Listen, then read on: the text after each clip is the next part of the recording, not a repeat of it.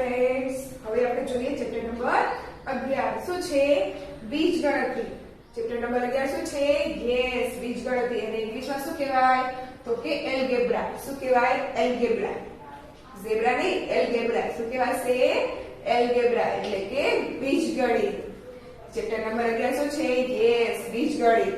તો આમાં આપણે અત્યાર સુધી જે શીખ્યા તેવું છે પણ થોડુંક આપણે મસ્તી અને રમતો સાથે કરીશું। ઓકે, તો જાઓ આપણે પહેલામાં શું કીધું છે કે પ્રત્યેક વિધાન સાચું બને તે રીતે ખાલી જગ્યા પૂરો। હવે આપણને શું કીધું છે પહેલામાં કે જો n બરાબર 1 હોય તો 6n બરાબર, તો જો આપણે શું કીધું છે તો કે 6n। હવે n ની જગ્યાએ આપણે કેટલા લેવાનું કીધા છે તો કે 6 ની જગ્યાએ આપણે 1 ની n ની જગ્યાએ 1 લઈએ તો શું થાય 6 એકા 6। શું જવાબ મળે આપણને 6 જ મળે એટલે શું આવશે 6। હવે જોઈએ બીજું, તો તેમાં શું કીધું છે જો દિવાસળીને સંખ્યા માટે n લઈએ તો દિવાસળીને z આકૃતિ રચવા માટે નિયમ ખાલી જગ્યા બને। આપણે z બનાવીએ તો z માટે કેટલી દિવાસળીઓ જોઈએ તો જો 1 2 અને 3 કેટલી જોઈએ 3 જોઈએ। તો 3 અને સંખ્યા આપણે શું લેવાની n એટલે કે 3n। ઓકે, કેટલી દિવાસળી જરૂર પડી 1 2 ને 3 એટલે કે 3n। પછી પાંચમું, તો તેમાં શું કીધું છે જો દિવાસળીની સંખ્યા માટે n લઈએ તો દિવાસળી વડે ઈ આકૃતિ રચવા માટે નિયમ ખાલી જગ્યા બને। હવે ઈ આકૃતિ રચવા કેટલી સળી જોઈએ તો કે 1 2 3 4 5 કેટલી જરૂર પડી તો કે 5। તો શું આવશે 5n। સંખ્યા માટે આપણે n દર્શાવવાનું છે એટલે કે 5n બને છે। તો ફ્રેન્ડ્સ છે ને આમાં મજા આવ્યો। તો ચાલો હવે જોઈએ આપણે ચોથું, તો તેમાં શું કીધું છે એક પેટીમાં 12 સફરજન છે તો n પેટી માટે સફરજનની સંખ્યા માટેનો નિયમ શું થશે। હવે એક પેટીમાં કીધું છે 12 છે તો આપણને પેટી નથી કીધી કેટલી છે તો શું થાય 12n। શું થશે 12n। હવે પાંચમું, તો તેમાં શું કીધું છે એકબીજાને અટકીને દિવાસળીથી બનેલા બે ત્રિકોણમાં ખાલી જગ્યા દિવાસળી છે। શું કીધું છે એકબીજાને અટકેલા ત્રિકોણ તો 1 2 3 4 ને 5 કેટલી દિવાસળીની જરૂર પડી તો કે 5 દિવાસળીની 1 2 3 4 ને 5 5 દિવાસળીની જરૂર પડી તો શું આવશે 5 દિવાસળી હોય। હવે જોઈએ છઠ્ઠું, તો તેમાં શું કીધું છે કે ચોરસની પરિમિતિનું સૂત્ર આ તો આપણે અગાઉના ચેપ્ટરમાં શીખી ગયા ને શું હતું યસ 4l એટલે કે 4l છે। પછી સાતમું, તો તેમાં શું કીધું છે લંબચોરસની પરિમિતિનું સૂત્ર તો આપણે અગાઉના ચેપ્ટરમાં શીખી ગયા। શું હતું આપણું સૂત્ર યસ 2 કૌંસમાં લંબાઈ વત્તા પહોળાઈ। હવે જોઈએ આઠમું, તો તેમાં શું કીધું છે જો નિયમિત ષટકોણની બાજુની લંબાઈ l હોય તો તેની પરિમિતિનું સૂત્ર શું થાય તો આપણે અગાઉના ચેપ્ટરમાં જોયું તો શું હતું આપણું પરિમિતિનું સૂત્ર ષટકોણ માટે તો કે 6l 6l બને ને એની બાજુઓ કેટલી હોય 6 એટલે કે 6l। હવે જોઈએ આપણે નવમું, તો નવમામાં શું કીધું છે ખંડની ધારની લંબાઈ l હોય તો બધી ધારોની કુલ લંબાઈનું સૂત્ર શું થાય તો આપણે ખંડની ધારો કેટલી હોય યસ 12 તો તેની લંબાઈનું સૂત્ર શું થાય 12l બને। હવે જોઈએ આપણે 10મું, તો તેમાં શું કીધું છે y ને 2 વડે ગુણી 1 બાદ કરતા ની અભિવ્યક્તિ ખાલી જગ્યા છે તો અભિવ્યક્તિને ઇંગ્લિશમાં શું કહેવાય તો કે એક્સપ્રેશન। શું કહેવાય એક્સપ્રેશન એટલે કે અભિવ્યક્તિ। તો આપણને શું કીધું છે y ને 2 વડે ગુણવાનું તો y ને 2 વડે ગુણીએ તો શું થાય 2y અને શું કીધું છે માંથી 1 બાદ કરવાનું અને માઈનસ 1 એમાંથી 1 બાદ કરવાના છે તો આપણે શું મળે 2y માઈનસ 1। શું કર્યું આપણે 2 વડે y ને 2 વડે ગુણ્યા y ને 2 વડે ગુણ્યા પછી આપણે શું કીધું છે ગુણી 1 માંથી બાદ કરતા। હવે આને શું કરવાના છે 1 માંથી બાદ કરવાના છે એટલે માઈનસ 1 એટલે શું મળ્યું 2y માઈનસ 1। હવે જોઈએ આપણે 11મું, તો 11માં શું કીધું છે 3/2 ને શબ્દમાં ખાલી જગ્યા લંબાવો। આપણે આમાં કેમ આપણને ઉપરનામાં આપ્યું હતું કે આમાંથી આ બાદ કરતા આપણે અભિવ્યક્તિ શું થાય તો આપણને અભિવ્યક્તિ એટલે કે સંખ્યામાં આપી દીધું છે આપણે તેને અંકમાં આપણે કરવાનું છે તો શું કીધું શબ્દમાં શું લખાય શબ્દમાં તો કે આપણે 3 ને x ના ગણાને 2 વડે ભાગતા, એટલે કે x ને 3 વડે ગુણી તેના 2 વડે ભાગતા. શું લખવાનું? x ના 3 ગણાને x ના 3 ગણા એટલે કે x ને 3 વડે ગુણીને 2 વડે ભાગતા. તો એ શું થઈ ગયું આપણું? અહીંયા લખવાનું x ના 3 ગણાને 2 વડે ભાગતા, એટલે કે શબ્દમાં આપણે શું કર્યું? લંબાવ્યું. હવે જોઈએ 12મું. તો તેમાં શું કીધું છે? 2x - 3 બરાબર 11 સમીકરણનો ઉકેલ ખાલી જગ્યા છે. તો આપણે શું કીધું છે? આ સમીકરણ આપ્યું છે તેમાં કીધું છે આપણે ઉકેલ, એટલે કે x બરાબર આપણે કેટલા થાય એ આપણે શોધવાના છે. તો ચાલો આપણે જોઈ લઈએ શું આપ્યું છે આપણે સમીકરણ. તો કે 2x - 3 બરાબર 11 આમ આપ્યું છે ને.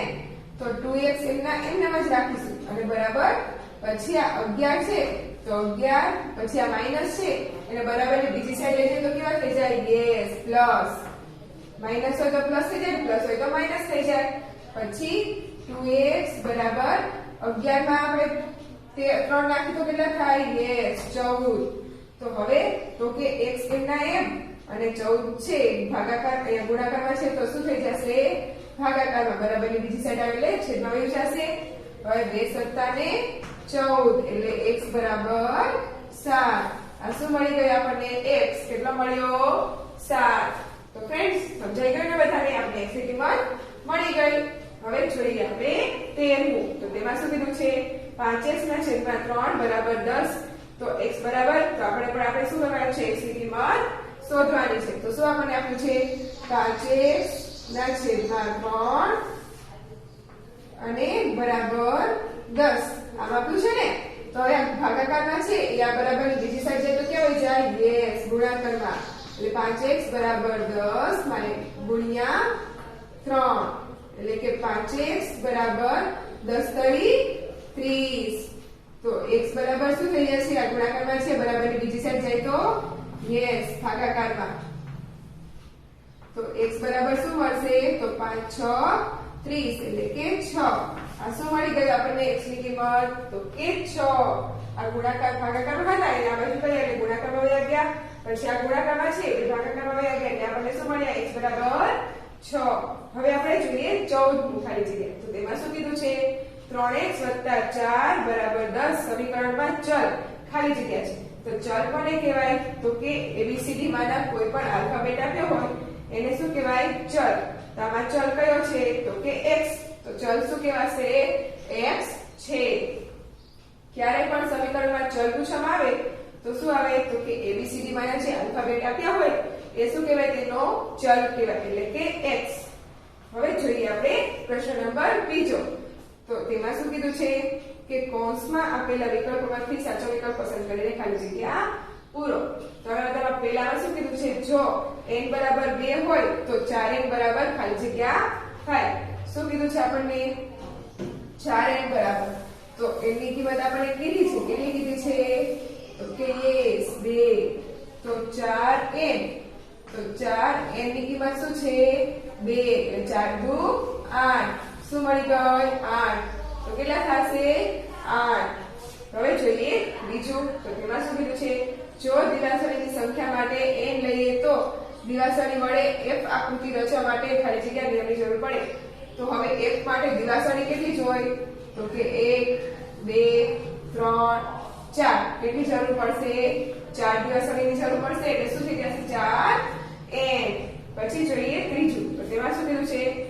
જો દિવાસળીની સંખ્યા માટે n લઈએ તો દિવાસળી વડે a આકૃતિ રચવા માટે નિયમની ખાલી જગ્યા બને છે. તો શું થશે? આપણો a કરવો હોય તો 1 2 3 4 5 ને 6. કેટલી જરૂર પડી? તો કે 6 એટલે શું થઈ જશે? 6n. તો ફ્રેન્ડ્સ આમાં તો બધાને ખૂબ મજા આવતી હશે. દિવાસળી વાળા મજા આવે છે ને બધાને? અને સમજાઈ જાય છે ને બધાને? યસ. તો ચાલો હવે જોઈએ આપણે ચોથું. તો તેમાં શું કીધું છે? જો એક બાસ્કેટમાં 24 નારંગી હોય તો n બાસ્કેટમાં નારંગીની સંખ્યા માટે શું થશે? તો કે આપણને બાસ્કેટ કેટલા છે એ કીધું નથી એટલે શું થશે? 24n. શું થશે? 24n. હવે જોઈએ આપણે પાંચમું. તો તેમાં શું કીધું છે? એકબીજાને અટકીને દિવાસળીથી બનતા બે ચોરસમાં ખાલી જગ્યા દિવાસળી જોઈએ. શું કીધું છે? એકબીજાને અટકીને બે ચોરસ બનાવવા બનાવવાના છે.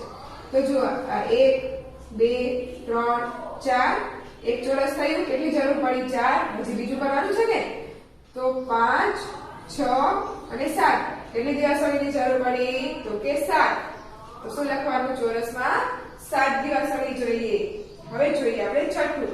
તો તેમાં શું કીધું છે? a + b બરાબર b + a. એ સરવાળામાં ખાલી જગ્યા નિયમ સૂચવે છે. તો જુઓ આપણે a + b છે, પછી અહીંયા શું થઈ ગયું બરાબર બીજી સાઈડ? તો b + a થઈ ગયું. ક્રમ બદલાઈ ગયો ને, તો શું આવશે અહીંયા સરવાળામાં? ક્રમનો નિયમ સૂચવે છે. ક્રમ બદલાણો ને એટલે ક્રમનો નિયમ સૂચવે છે.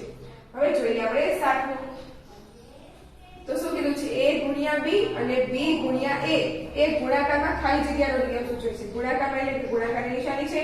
તેમાં શું થયું? તો a + b હતા તો b + a થઈ ગયા.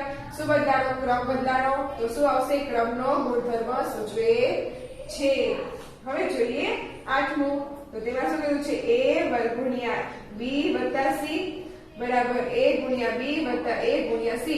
એ ગુણાકારનું, આમાં જો ગુણાકાર છે અને બીજો શું છે? તો કે સરવાળા પર, સરવાળામાં શું કરે છે? વિભાજન. જો વિભાજન કર્યું, આને આની વડે ગુણ્યું અને આની વડે ગુણ્યું, કર્યું ને એવી રીતના.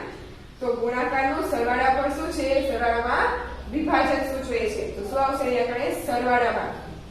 તો ફ્રેન્ડ્સ, અત્યાર સુધી દરેક ખાલી જગ્યા બધાને સમજાઈ ગઈ ને? તો હવે પૂછવામાં બધાને